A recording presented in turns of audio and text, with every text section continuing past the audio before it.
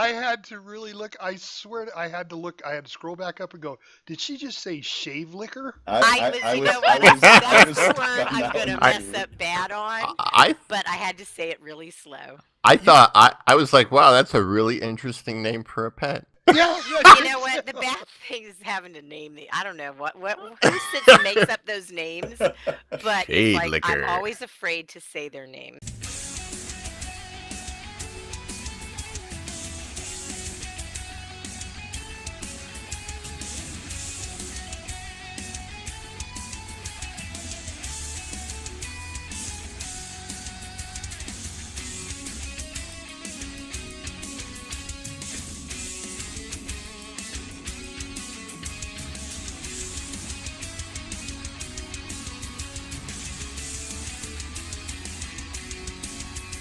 Hey, everybody. Welcome to Lions Pride Tavern podcast number 80. Tonight, we find out how we did in this weekend's continuous raid of Antorus the Burning Throne. And tonight, our infamous series, Dancing with the Bosses, continues. Only 2 more episodes. But before all that, let's start off with introductions. I'm your host, Stafford. I play a Dwarven Beastmaster Hunter in the awesome game World of Warcraft. Next up is JobUi. Hi, I'm JobUi. I play a Worgen Fire Mage, because I'm just not playing the Frost. And Lorelei. Hi, it's Lorelei, your Night Elf Arms Warrior. Epistle. Still sounds weird. Yeah, I know. It does. I know. I don't know. I may have to change back just so that I can say it. And Epistle up north. Protpally. Epistle. Protpally. Oh my. Wow. Have you been eating that cake already? What, the stuff with the Irish whiskey A in it? whiskey cake. Perhaps, Yeah. yes. I think he was eating the ingredients. Nom, nom, nom. Mm-hmm. Oh, doing the little, 1 for the batter, 2 for me. A tipple for me, a little bit for the cake. I hope that's going to be served after school. It's better before school, but, there's stuff involved. How did I give Fortunately, I have, A's to everybody in class? How did that happen? Yeah. Oh, no, we're poster park cards now. So, yeah, I think I'll, give it to them just around lunchtime. I have a prep period, which I need to actually prep. For people who don't know, I posted on social media that I was baking a cake, and it's a bit of a fancy cake for my colleagues tomorrow. Oh, all right. And Charity. Hi, I'm Charity, your Drain Eye Resto Shaman. Awesome. How's everybody doing this week? Excellent. Good. Gotta take my Not car much. in, but other than that, it's good. I got to heard, use my snowblower some more. Yeah. Oh my.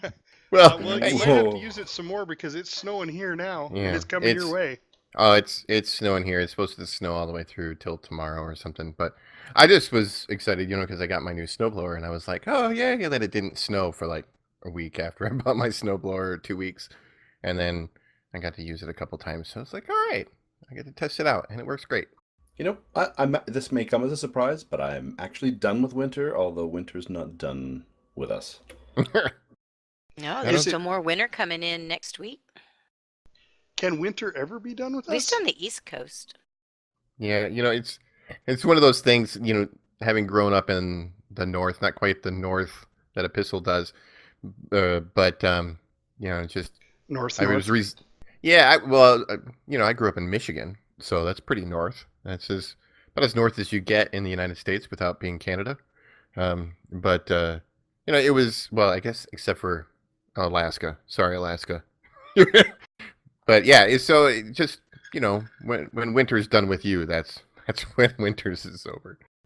Yeah, well, we will have a little bit of variation from you guys, but it's often the same as you would get in some of the northern states. It's not going to be that much longer, that much shorter. In fact, 3 hours south of us is Calgary, and their winter is usually longer than ours is because they're higher altitude. Yeah, and back in Michigan, we had the Great Lakes there, so we got what was called lake effect snow, which made it pretty intense. Yeah, I was in Great Lakes, Illinois, and that's bone-chilling cold there. Goes right through you. Yep. So, yeah. Well, let's jump right into this, shall we? Doesn't sound like our weeks were too exciting. Mine wasn't. Yeah, went to the movies as usual. I did celebrate my dad's 74th birthday today. Well, wow. Happy birthday, Fabulous Dad. Yeah. I tried to convince him he was 75. Oh, don't do that. Well, he goes, no, I'm going to be 74. And I said, Dad, what year is this? And he's like, well, it's 2018. I said, all right, so there's an 8, and you were born in 44. That means you're already 74. Do the math. Then you become 75. And he just kind of looks at me like, oh, you're right. And my brother walked over and went, no, he's not.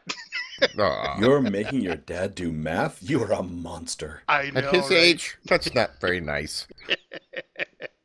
You got to understand him because he used to mess with me when I was young. 2 + 2 is 3. What? Right. So it's payback. That's what it's all about. Sure. All right. Yeah. Let's jump into this. JoBui, how did we do this weekend? Top us off. We did really well this weekend. On Friday, we tried something a little new. Dordan, one of our raiders, had gone through and he did a pug raid and got all the way through to Agrimar, which cleared most of the trash and it cleared. We didn't have to do Guidotti the World Breaker. Saved us a fair amount of time, and we also brought in we had Mommy Fortuna switch over to one of her alts and carried that alt through Agrimar. So that next week we can just start right off at Argus, and that'll save us even more time. We'll be saving probably half an hour, 45 minutes on our Friday night raids, just by going straight to Argus, and that'll give us more time in heroics. So that's a difference from previous weeks. So we went through Agrimar, we went through Argus, then we went on Guidotti World Breaker, got that down, went through the dogs.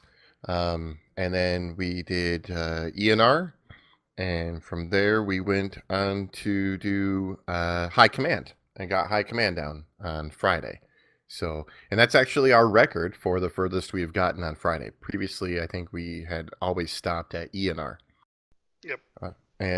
So then we went on Saturday and took on Portal Keeper, and that took a couple of tries, mostly because the tank. Oh. Yeah, well, one of the tanks, to be fair, one of the tanks was having some pretty serious internet issues, where he would try and do things and like 30 seconds later it would happen, which is not good for tanking reaction times. So it took a couple tries. We did a switch up. We had one of our players, Pucky, switch over to his tank. And then we had Durag switch. We had him just stay as a tank, and his job was just to hang out on the platform and pull the imps together and kind of be a third tank in the raid, which actually made it pretty comfortable. Really well. Yeah. I kind of like it. Except I can say, for his perspective, it was not comfortable because you've got so many tanking instincts, and he was telling me how much he had to fight them, like to taunt the boss or to move the mobs around, and he just had to be, nope, I'm going to behave. Right, but you know what? I gotta say, I like that strategy in Heroic. Yeah, I think worked. It did. It worked really well. In fact, I may even want us to use that strategy for in the future. No, not for Mythic. For Heroic, just because it made it go so much smoother. It really made it a lot simpler, I think. So we'll see how that goes. But so we got through Portal Keeper, went on to Imnar the Soul Hunter, had a few pulls on Imnar, had to work out our strategy, ended up ultimately going back to a strategy where we just kind of moved across the platform as a group and did our best to avoid things and just had everybody watch their feet as they traveled across, especially on the second pass across the bridge. Then we got that down. Went on to Kingaroth, and we had our cleanest kill on Kingaroth. It took a few tries, a little bit of rebalancing here and there on that. The first one I based it off. I split the groups based on the DPS from the Imnar fight, but I knew the DPS would be different in Kingaroth as far as who's going to be topping the charts kind of thing, or what, order they're going to end up in, because every fight is different for DPS. And then after the first poll, we resplit the groups, and then we made a little bit of adjustment on that, did another poll, and that poll was really clean. It was really good. I think we had one person dead at the end of that fight, if I recall. Yeah, something like that. Yeah. So we it wasn't name names, Lorelei. Yeah, I wasn't gonna point the finger at Lorelei, but yes, she was dead. Well, because somebody kept running by me and blowing things up. Oh yeah. I'm like, no, bam. Well, you mean somebody was in the wrong spot, or? No, they were just running right on through, and I'm like, oh my God, here it goes. Oh, didn't even notice they were not paying attention to the balls. Oh no, that actually happened to me too. Some tank named Epistle went into his. Ooh, we're calling people out now. Went into his elephant. He jumped on his elephant and went charging through and killed 3 of the balls approximately like 5 inches away from me, and like nuked me and like 4 other players that were at platform 2. I do believe I got 6 of you. Yeah, was it 6? Yeah, I think so. Yeah, let's make it better. This was Friday. I did amazing at killing people, and then I followed that up on Saturday. Yeah, it was pretty spectacular. I was like, what? Oh, geez, I'm dead, and so is a lot of other people. All right, the whole platform 2 is dead. Just jump off the platform. Okay, so this we're done week, now. Epistle learned that we're killing the bosses, not our fellow raiders. You're right. Wait. Yeah. Learning would imply that I now know how to do that and would never do it again. But I will say, in the process. But it was a good week of raiding. We got we've tied with our record of how far we've gotten so far in heroic. Having gotten Kinroth down before the end of the raid. We did not have time to go on to Varamathras or Coven this week, but I think next week we probably will. But it was, all in all, I'd say it was a good raid. Mm-hmm. Yep, definitely. And I have to apologize for the people that do watch our live stream. I did not. The internet issue was between Durag, Stafford, and Mommy Fortuna, because we're all in the same house there. And I don't know what it was, but yeah, we dropped from. We have fiber optic, and we have 140 megs per second up and down, and we dropped to 5 at times. I just don't know what it was. We reset, came back, and then I finally said, you know what? I got to drop the feed because, obviously Durag needed to tank. So I just dropped the feed and didn't start it back up. So I apologize. There's no feed for that, but I'm sure. But there is. Dord, yep. Love Sweet Charity and Papa Goose. And Papa Goose, yes. Dorden is Papa Goose. And then, of course, Charity had hers. So we do have 3. You don't have to always watch me take a dirt nap. You can watch them. I mean, but that's fun. Yeah. Well, and you can watch my splendiferous move, which I will never do again. You know, I have to admit that when I first started watching you, and it would be a long night. I'd be like, let me take a shot every time he dies. Not every time. No. Every other. No. I had to say there was one thing on the Kingroth fight that I really liked. Now that we have that space open, it's kind of between the second platform and the third platform, where the tanks are mostly hanging out, popping the balls that go around.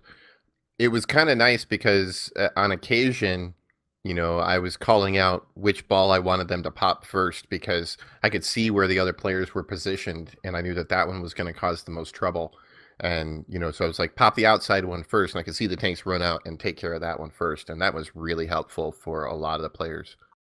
As long as people remembered to stay off that side as much as they could anyways, to kind of keep clear, because several times I went, even when they were on our side, to take them out, and there were people all around. So maybe there was an unconscious, desire for vengeance or something during that awful poll. And if I can, one little aside though, this is how you know you're with a good rating group.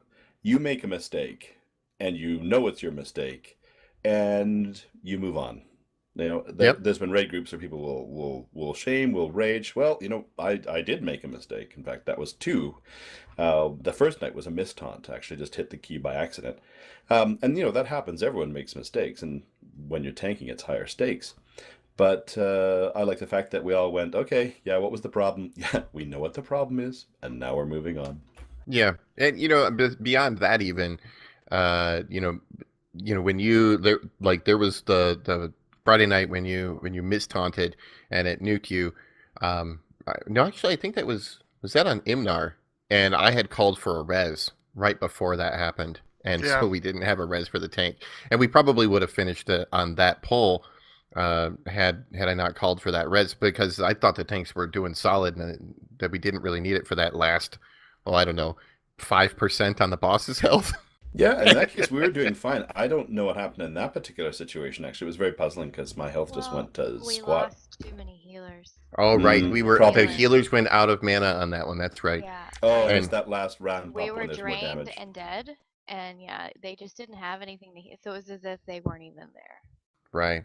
But nevertheless, we did well, and so I'm looking forward to next week when we're going to have a little extra time on Heroic.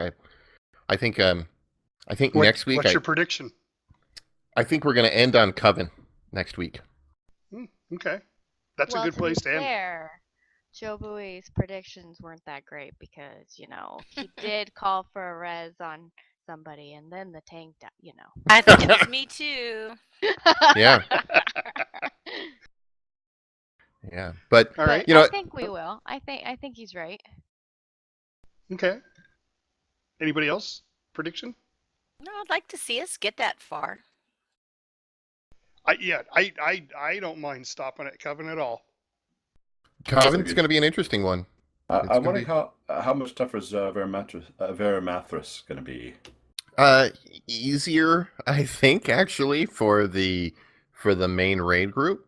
Maybe a little tougher for the tanks. It's going to be tougher on the healers. That's where that's going. I've been pugging those out lately. I've done Veramathras and Coven and Agrimar, Argus. I've been pugging those to get good looks at it to be more helpful for leading us through that. So, but I think Coven's going to be our worst one. Isn't he such a responsible raid leader? I love it. Yeah. Well, let's hope he is a Veramatras and we just bounce right off. Oh. Nicely done. Yeah. Nothing from Canada? Come on, you got to have something witty. Oh no, I bow to her superior intellect. Yes. Okay, so I want to talk a little bit about Iminar because we got a comment. Yay, we love comments. So this is from our one of our fantastic fans. This is Lilith Alou. We've heard from her or him. I'm assuming her with the name. And I probably shouldn't do that nowadays, but I did. She was talking about Iminar because she's listened to our podcast the week before, and we were talking about the sleep canisters were giving us issues, and what she does, and which we kind of did this. I'll let JoBuI explain it, but what she does is she puts everybody on one side of the platform, and when you get the sleep canister, you run to the other side of the platform. Interesting, and JoBuI made a little change up there, but then did we actually end up using that? Yeah, we did. We made a secondary change to it. First, we put up the markers, and then we had the tanks switch positions. Yeah, and that was also very helpful. Yeah, and I think that it certainly cut down on the amount of times that I heard the tanks complain about getting put to sleep. Yeah, because instead of hitting the tanks, if they hit somebody, they hit the other end of the melee or somebody on the ranged, which sucks, and you're not supposed to do that. But at least the tank isn't immune and the whole fight's over. You just lost a little bit of DPS.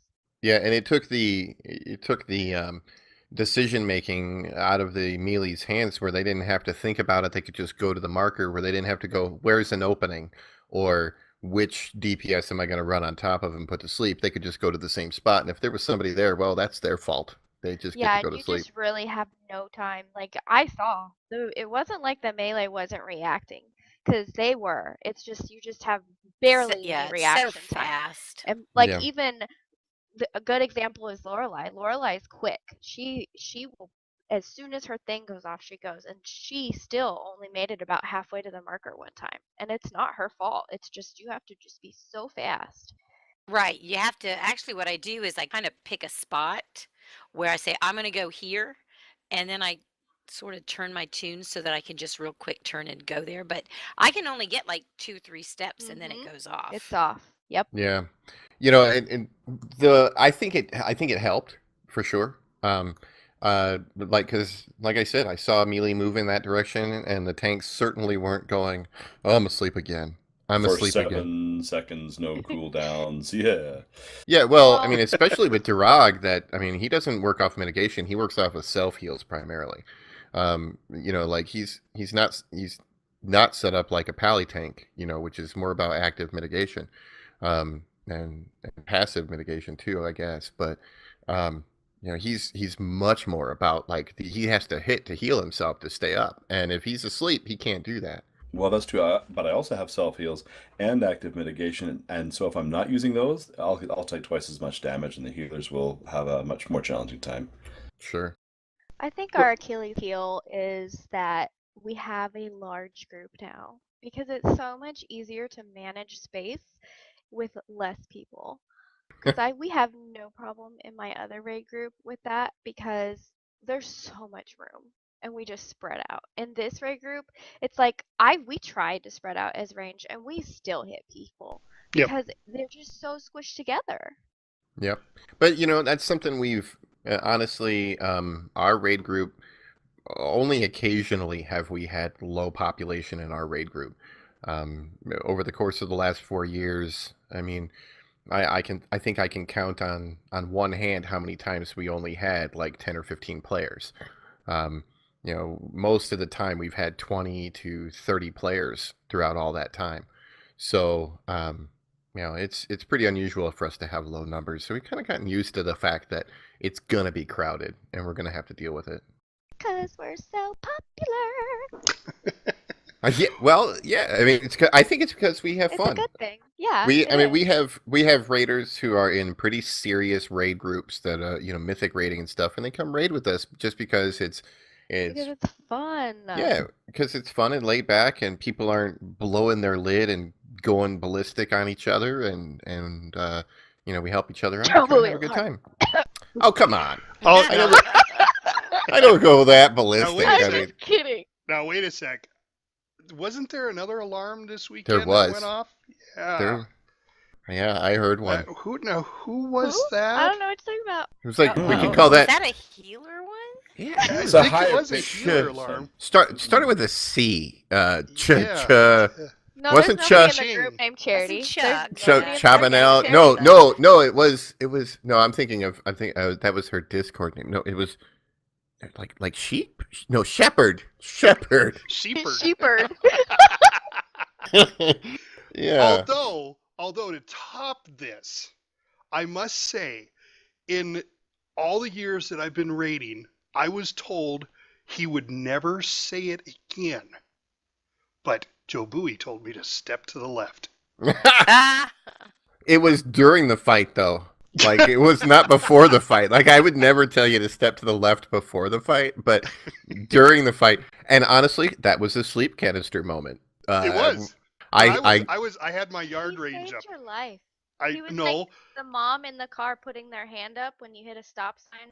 Hit a stop What, to smack you in the face? No, to keep you from falling forward. For some reason, moms, we do this move where you just put your hand out like you're going to save them when you stop really fast. That's what he was doing. Because that's better than seatbelts. Never mind the actual physics behind it. They do try, They do try. That's what you were doing. You were trying to save the poor dwarf. Well, he was standing to my left, and he was like close to within range of me, and I had the sleep canister come on me, and I was like, "Favard, step to the left," and like I saw him like twitch a little, but he didn't actually step to the left, and then we both went to sleep as I flew up. Did not go to sleep. I did not go to sleep. Oh, you didn't? It looked like you did. I had my range marker up, and that's why I twitched, because I was like, "Oh God, am I too close?" And I looked over, and I was like, "No, I'm fine." And then you went, and then it went off on you. But no, I was like, I had my range marker up. He's looking out for his friend, okay? Although I don't want to say it, but there was this one healer that I had my own space, and I was doing great, and he kept coming over and getting in my space, and I'd be like, move over, and then I'd hit JobUI, and I was like, move over the other way. So, but I won't say I'll take his name. I don't like to call people out, so. Finally, at one point, I went to the other side of the platform. I was like, stay away from me. Because I know the secret for the gas is to stay spread out 8 yards. Yeah. I mean, as long as you do that, you're fine. And if you have that marker up, I mean, it'll tell you who's standing next to you, So, right. Yeah. Yeah, and and actually in Heroic, it's 10. So just to put that out there. Okay, well, that's up on that. Yeah. Yeah. So, speaking on the calling out people, like, to me, I've always interpreted that as don't go ballistic and be a total, we're just jerk to somebody. Right.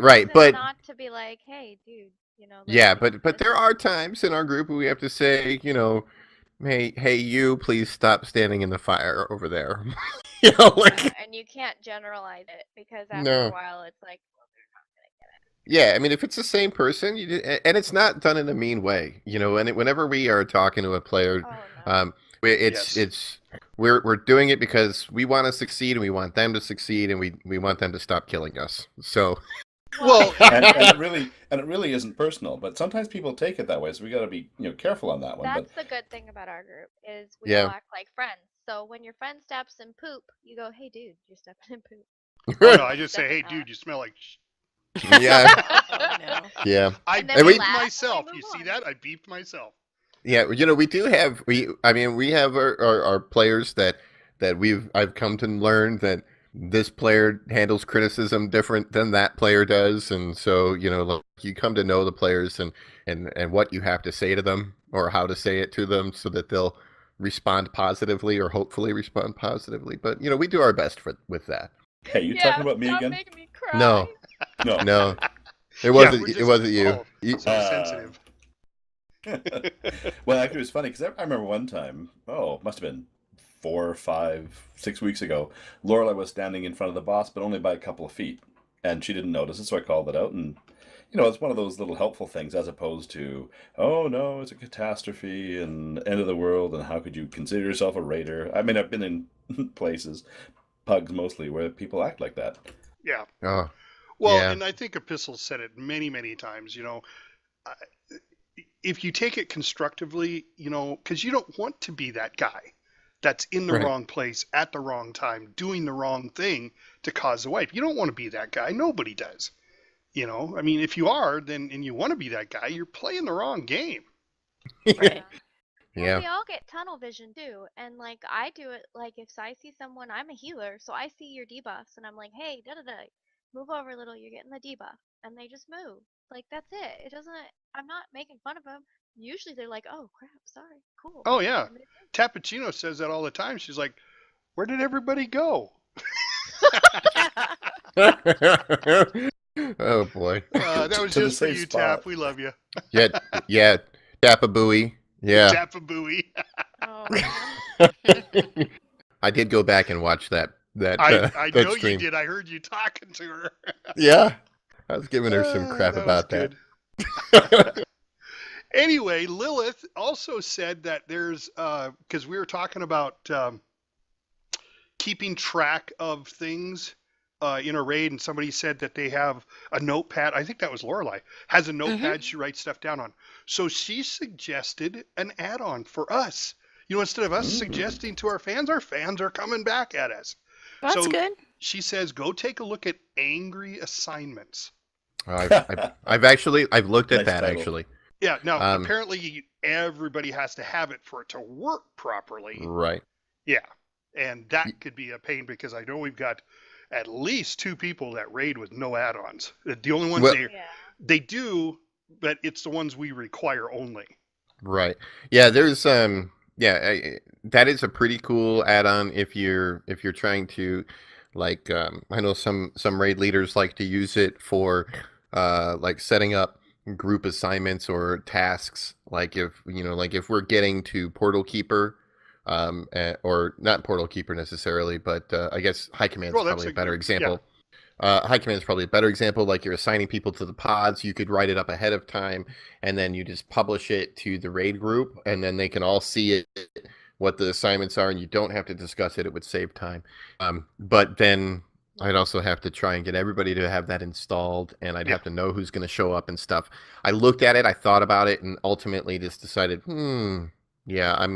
it's cool, but I don't think I'm going to use that. Maybe not quite ready for raid time for us, because I'm thinking even with Portal Keeper, sometimes we'll switch up the assignments, and it'd be kind of cumbersome to have to change that on the fly. Yeah, I think it's like a plan ahead thing. Yeah, if the group is functioning without it, fine, and following assignments are okay. But if there's some confusion, maybe at the beginning of the first few times you're raiding, perhaps, but probably has some specific applications, but not generally all the time. I think it would be much better much more useful, at least to me as a raid leader, if I was using it with a more static group. It's the same people from week to week, so I know this person, that person, this person are going to be doing that thing, and I can just type their name in and sign it. But I could make up a list like that, and maybe Formir and Mirma are busy that week, and they're not there, and I've assigned them to something, and then I got to switch it up or whatever. So ultimately, I just kind of was like, we'll just do it on the fly. Yeah. Speaking of that, I will not be there next weekend because I have real life stuff to do. But so there will be no, actual live feed from me. But there again, Charity and Jordan will both have theirs. Papa Goose, yeah. Yep. Papa Goose on Twitch. So check those out. Now she did say she had one last comment. Just so we can end with her. She says, Coven on... Now, this is quote now. Coven on Heroic, shudder. Oh, no. Yeah. Well, that's why I said I think we're going to finish on Coven. It is going to be a little tough. There are some new mechanics in there that we haven't seen before. It's not one of those fights where it's just a little bit tougher, but it's pretty much exactly the same. I mean, there is the same stuff, but there are some new things that are pretty, like they have the potential to cause a lot of wipes. And it's not things where, we can assign positions and say, go stand here and it'll be safe. It's people are going to have to react, and they're going to have to react quickly, and they're going to have to react on the fly and still deal with the stuff they normally deal with.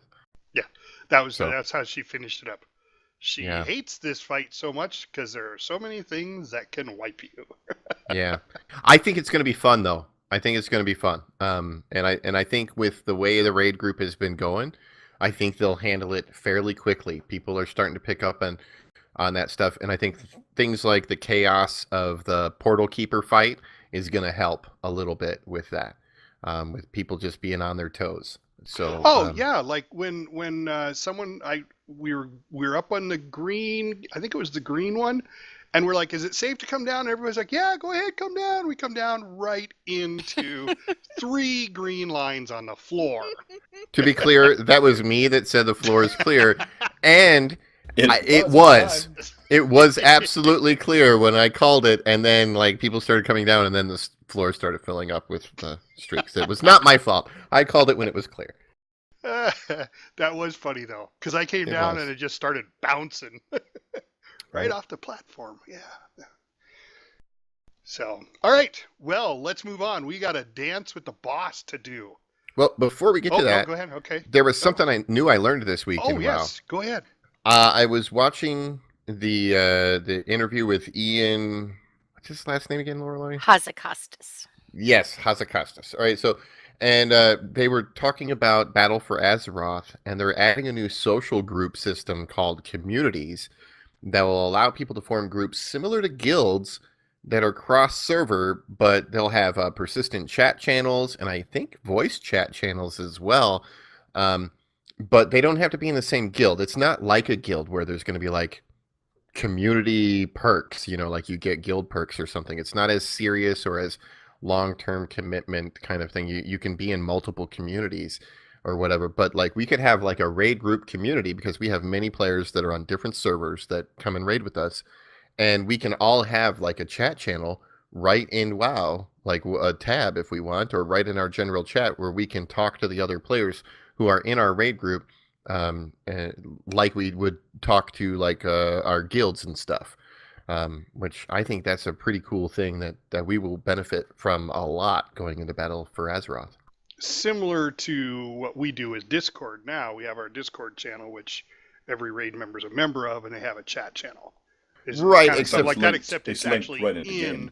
Yeah, it's actually in game. Right, it will pop up the same way you would see somebody talking guild chat, or whatever, and you can join it, like you can join any other channel in WoW, and then but the other cool part is the persistent chat channels, and what that means is like, let's say I'm offline, right, and then I log in, and I can see what I could, if I have a tab for that, I could go and switch to my tab for the raid group channel, whatever we call it ultimately, and I can scroll back and see what people were talking about, and it doesn't go away or anything. Even if I'm not online, I should still be able to see what was written in there because it's a persistent channel. Now, does that mean you could do something like have a healer channel? Sure. Yeah. Oh yeah. That was exactly what that would do. Because that could be really helpful for our group. We Yeah, tried to make one with the social options they have now, and like you said, it's not something that's fully done, and that's why we can't do a typing healing channel in game. We have one already because I set it up through the social tab, and we have a healer group with our healers in it. But the problem is, it does the chat in the app, the Blizzard app, not in game. right. So apparently, eventually, it is supposed to be in game, but it's not there yet, and that we really need that. Yeah, so I think that's something that's coming down the line in Battle for Azeroth that I heard about that I think is, it's not like a, this is not new armor looks or a new spell or something like that. It's just a quality of life thing in the social content that I think for a group like ours, which is very cross server, is going to be really handy. Yeah, that'll be awesome. All right, very cool. Well, we do need to move along because we need to talk about our Dancing with the Boss, and this week is Agrimar. Jobui. All right, so in Agrimar, the first thing that I do is arranged is when we're setting up, I like to position myself away from other players. I like to just make sure I'm a little bit spread out and that I am on the same side of the boss that we have a marker for where we will stack up later in the fight, just for simplicity's sake. So, but I try and put myself so I'm in range of the boss before we start. That way I can, like start pre-casting a spell on the boss, and I'm not out of range waiting for the tanks to move them in the middle. So the tanks do the pull timer, and I get myself all ready to go. They pull the boss right into the middle, and I just unload on the boss. Really, I give it everything I've got. And typically speaking, in normal, we hero right there at the start. So I usually hero, and then I just keep attacking the boss. And I keep an eye on the boss's energy, because occasionally the boss is going to get up to like 100 energy. I think it might be called something else in the actual fight. But when his energy barish thing gets up to 100, he's going to go into this rage thing where he attacks the tanks, and then he does like a big slash, which I believe is called, what is that? Is that a rage? No. Yeah, there's two of them. The flame rend? Flame rend. That's what it is. It's rend. Yes, he does the rend, which is going to hit everybody else that is stacked up, and they are going to share the damage of that, and save the tank that turns towards them and aims it at them. So we all share the damage with the tank, so it doesn't kill him and it doesn't kill us. And then he goes back, and it turns. They turn the boss around again, and then he turns back to us, and he hits us a second time. And after he hits us the second time, he just puts a big circle on the ground. We have to run to the outside of that and make sure we're out of it. During the lead up to that high energy part, there are going to be some other things that happen. We get a circle around us that does like a pulsing damage. that you just basically want to make sure you're not stacked on top of other players, because you will damage each other and possibly kill each other really quickly with that fire. So we just stay spread out. In that first phase, it's primarily that. It's just those little circles.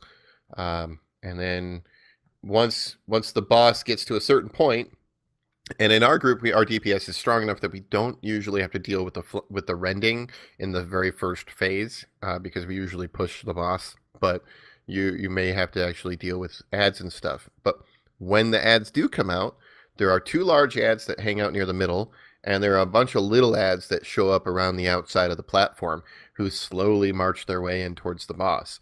And in normal, you just basically want to kill all those little ads. So at first, so as soon as they come out, I turn and I attack them and kill them. As soon as the little ads are dead, then I kill the big ads that are over near the boss, that the tanks are tanking. And after that, the boss, like, his shields go down, and I go back to attacking the boss. And in the next phase, you have to deal with the circles that show up around you. You have to stay spread out, but then occasionally you also get a great big circle around you that you have to move out of. And also, you will occasionally get these, there will be these little, like, flame things that shoot out from those that, like, go across the platform, and you have to dodge those as well.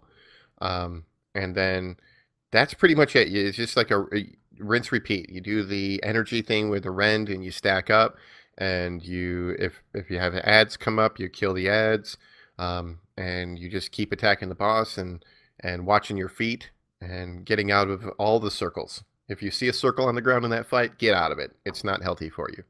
And that's it for ranged. Yeah, that's really where you don't want to stand in the fire at all. Right. There's a lot of fire. Yeah, and stay out of all of the fire. So that was ranged DPS, melee DPS, Lorelei.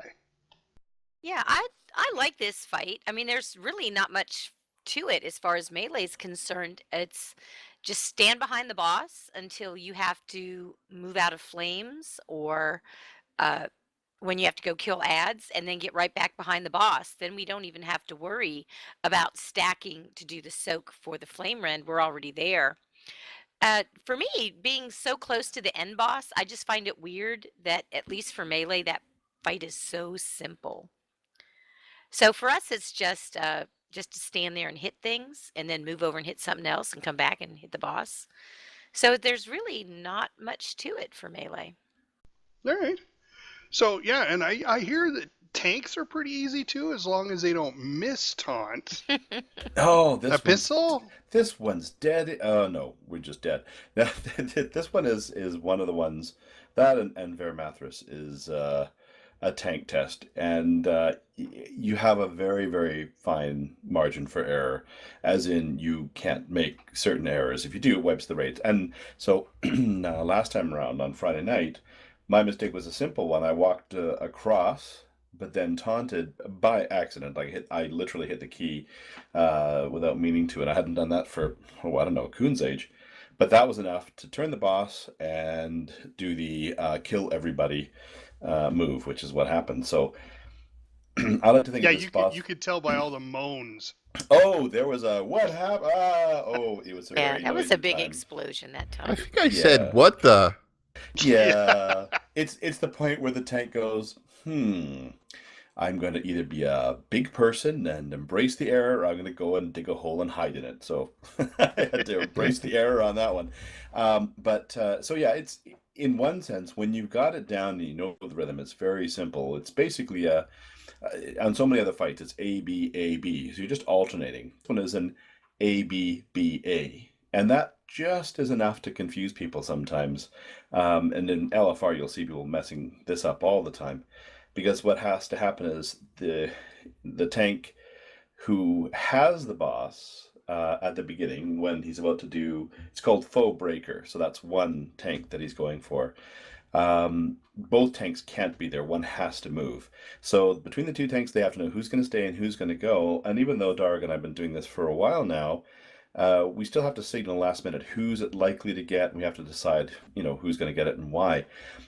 the boss has been stacking debuffs, and so if you just think, oh, I'm going to take this one because it's my turn, it's not going to work. If you've got a stacked debuff on you, the other person has to take it. So you have to be able to, on the fly, very quickly communicate who's going to take it. The other person has to run and get out of there, or when the boss turns on them, they'll be toast. So you have to manage that stacking debuff and then figure out who's going to grab the boss. From there,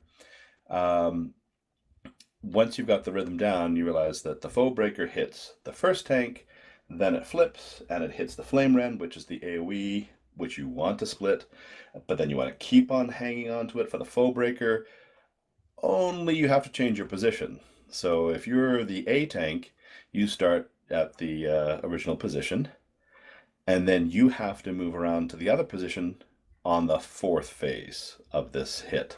If you're the original tank, you have to move out on the first one, stand on the other side, taunt it, and then move back to the original position. So there's a interesting little switcheroo. It might be a little harder to explain it verbally, but if you actually look on Wowhead, there's a good diagram of it for how to be positioning back and forth.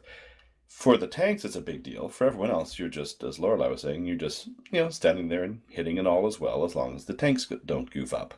Other than that, it's, pick up a couple of the ads. Each tank needs to get one of the large ads, but that's easy enough to allocate ahead of time and just follow up and watch out for his big flame hit to make sure you're out and in a good position to pick him up afterwards, and making sure he's in the center. So other than that, it's all pretty straightforward, but that ABBA thing, that's the tricky bit. Yeah, that big center, being in the center is a big deal too. Because otherwise the ranged and melee don't have anywhere to stand on the edge of the platform. Yeah, it can get knocked off too, right? Yeah. Yeah, and just for the raid leaders out there, I just like to point this out, or actually any player who's paying attention at the time, a typical time to call for the stack for the rend is about 80% of the energy. That gives ranged players plenty of time to get in there and get stacked up with the melee so that everybody helps absorb that hit. About 80%. Yep, good tip. All right, so from healing, Charity. So this fight is pretty manageable. We are really about doing everything that the ranged has to do, except we're not killing the things. The hardest part for us is the rend, because the entire group, even though we stack, well, the less of us that stack, the worse, but we all, so we have to use our AoEs and our cooldowns for that one, and then obviously putting down our AoE heals on the ground, making sure everybody gets in it, getting us all back up into full health so that we can go back in and get hit again, because it happens right away, and then doing all those other mechanics. And then the other hard part for us is, I don't know if anybody knows this, but the longer we do the ad phase, the more we die. It takes a lot of damage from everyone. And everybody's so spread out killing those ads in that phase because we're trying to get them down so they don't hit the walls, because if they do hit the walls, we take damage, one, and if the longer they're up, we take damage. So we have to use all our cooldowns for that as well. That's usually when we're communicating, trying to figure out, okay, who's where, somebody's dying, gotta run across the platform, because everybody is so fully spread out. I feel like that is the hardest part of the fight. Otherwise, it's straight business, the same thing as everybody else. I was thinking that because, man, it's a big platform, and there's been times where I'm like, man, my health's really dropping and nobody's healing me, and I'm like, I may not be in range of any healers. Yeah, usually that's what it is. Okay, yeah. I actually keep an eye on that, and sometimes when I find myself way out in the weeds, look around for where the healers are and start blinking their direction. Yeah, the funnest part is watching AskJobui run towards you, dying. Yeah, throwing his shields up, doing all I can to survive. I'm like, here you go. Yeah. Wait a minute, did I just hear a golf analogy?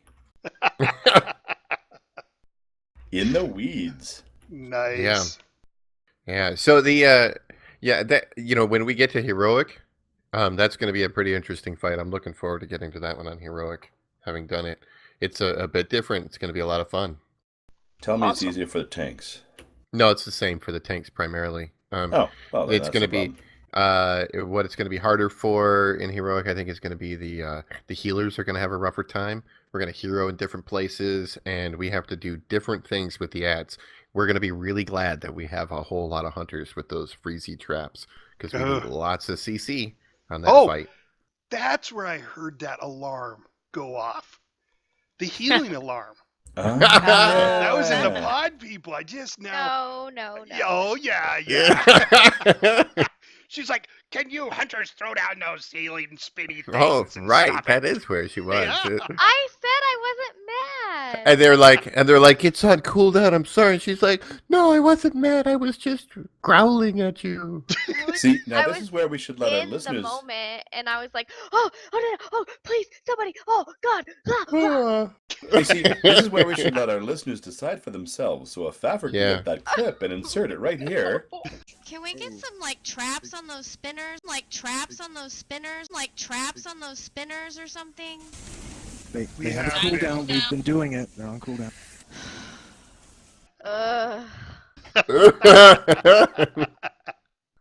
All right, guys. Unfortunately, we'd love to sit here and tease Charity even more, but we have to move on. I hear the music. It's time for Lorelei's Pet Battle Minute.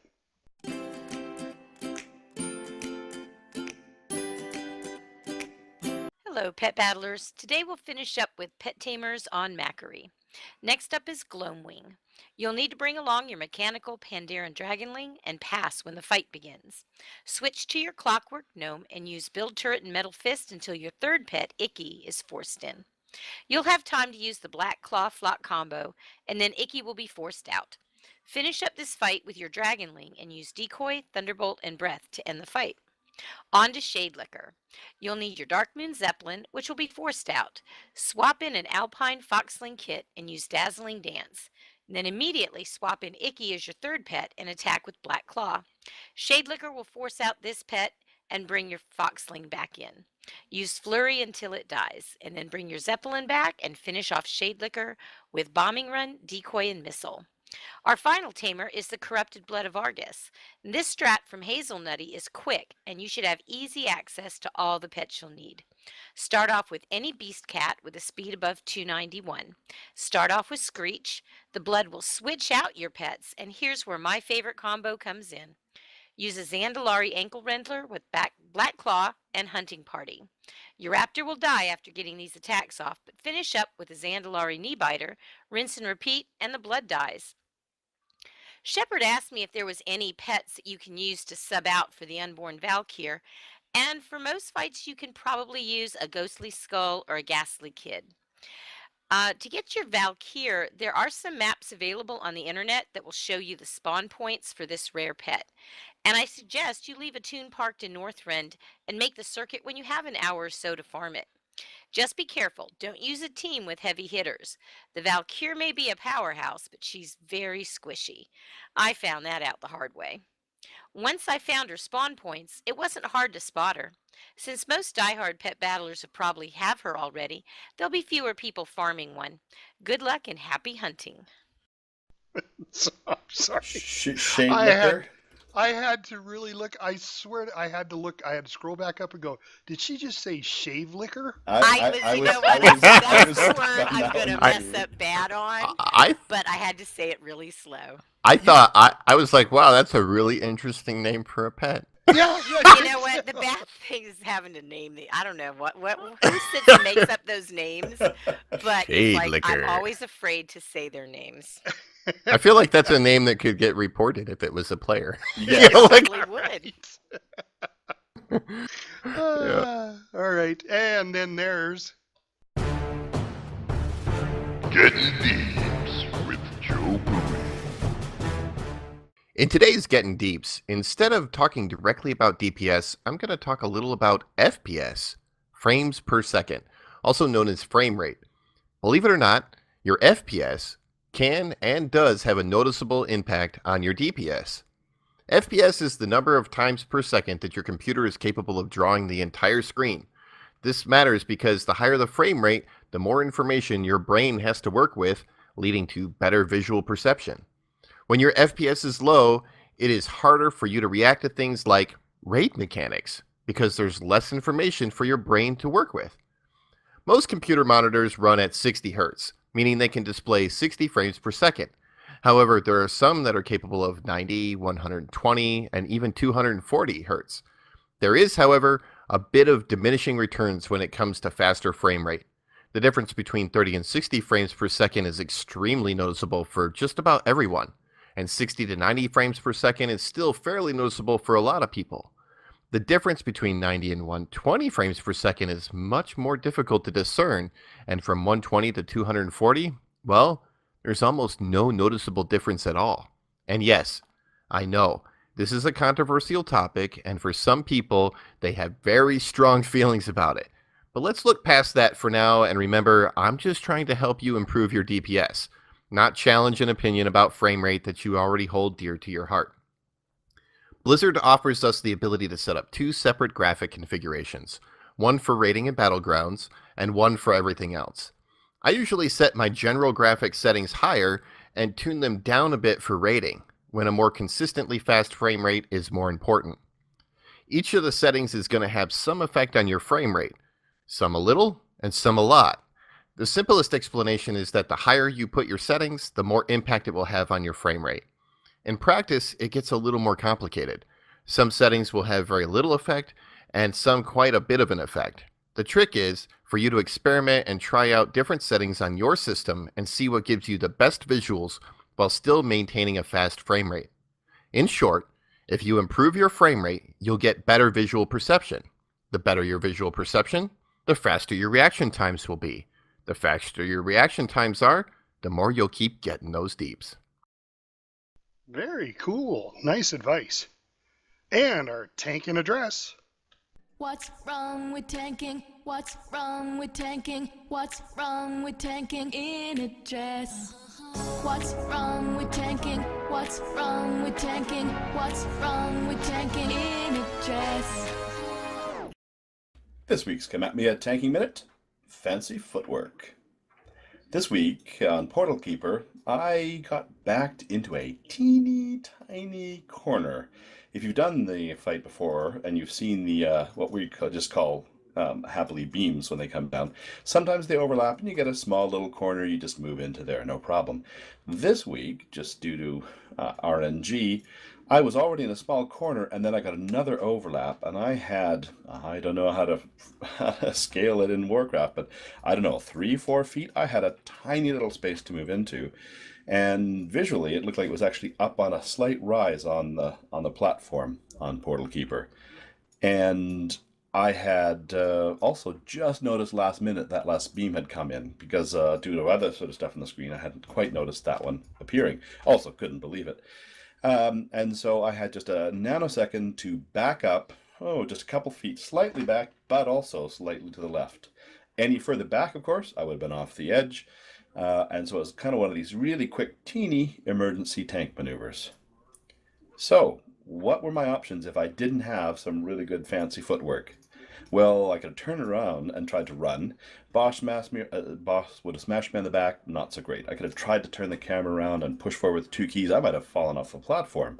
So I was in a very precarious position, but I really had no worries. I just knew I used my usual technique, which I've talked about before, a combo mouse keyboard situation where I just kind of change the angle slightly while moving backwards and just taking a couple steps, easy peasy, when you practice with it. Now, it's coming in really handy, but if you haven't had a chance to practice that before, here's a tip for you. Try picking some kind of fancy tiles in any place. Could be a major city, could be any kind of place out in the world of Warcraft. And find a place where there's sort of patterns of tiles or lines on the ground. Try walking backwards and staying on the lines. And try to do it continuously, not sort of stop, adjust, but as one smooth motion. Use your mouse to change your angle, move your backwards keys, sometimes move them in combination so that you can constantly smoothly move all the way back on those lines. When you get to be able to do that with, and so it's second nature, you'll be using tricks like this all the time, just to do some subtle movements for bosses and give you a lot of finesse in how you're going to move and position raid bosses. That's a lot of fun, fancy footwork. And that's Come At Me, a tanking minute. Just don't put it next to your taunt button. It's nowhere near my taunt button, actually. That my running on my mount is next to my taunt button. And up next is... Baby, you got the heals. Now heal and don't die, die, die, die.